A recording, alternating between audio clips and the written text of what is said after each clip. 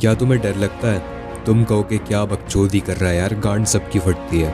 Everybody experiences multiple moments of fucking fear. Then what is so खास about this video? Rationally देखे तो fear एक simple emotion है बस, जिसका काम है हमें environmental threats के बारे में notice करवाना और उस पे action लेने पर मजबूर करना। लेकिन आजकल हम जिनसे डरते हैं, मैं खुद सोचकर हंसने लग गया और shocked भी रह गया। असाइनमेंट कंप्लीट नहीं है, भैंचो टीचर कल क्या बोलेगा।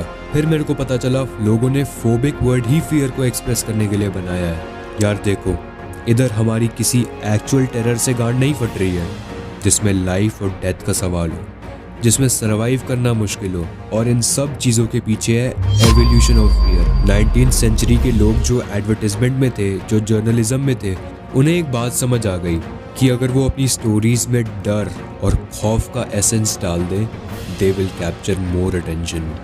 और ऐसा करते करते they have made us believe that we are fucking fragile creatures.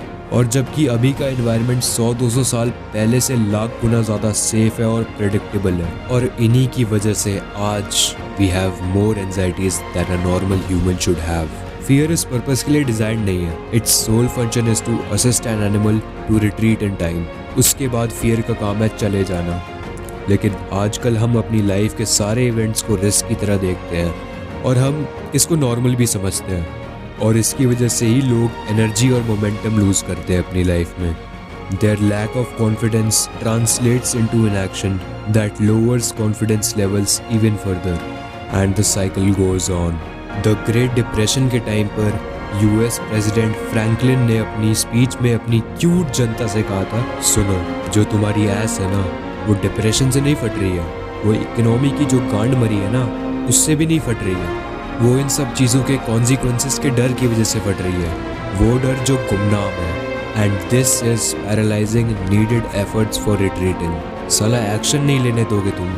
इस एटीट्यूड की मदद से फ्रैंकलिन ने द ग्रेट डिप्रेशन को एक चैलेंज की तरह देखा, एक नेगेटिव सिचुएशन को पॉजिटिव माइंडसेट के साथ टैकल किया। This is what makes you a man of high value and character. दुनिया आज बहुत सेफ और स्टेबल है, लेकिन तब भी चैलेंजेस बहुत हैं, जैसे कंपटीशन बढ़ रहा है, और इन सब चैलेंजेस को फेस करने के बाद हम जिंदगी में कहीं ना कहीं तो होंगे ही ना, और जहाँ पे हम होंगे वो जगह डिसाइड होगी हमारे एटीट्यूड से। How I should choose to look at this working reality which is happening. Ask yourself this question. डर यानी फियर को काउंटर करने के दो मोड्स होते हैं। पैसिव मोड, जिसमें हम सिचुएशन को अवॉइड करते हैं जिसने हमें डर और एंजाइटी फील कराई है। एग्जाम्पल के लिए putting of any decision that might offend someone's feelings. Basically इस मोड में तुम एक्शन लेना अवॉइड करते हो। एक्टिव मोड, इसमें क्या है कि सिचुएशन अवॉइड नहीं कर सकते आप।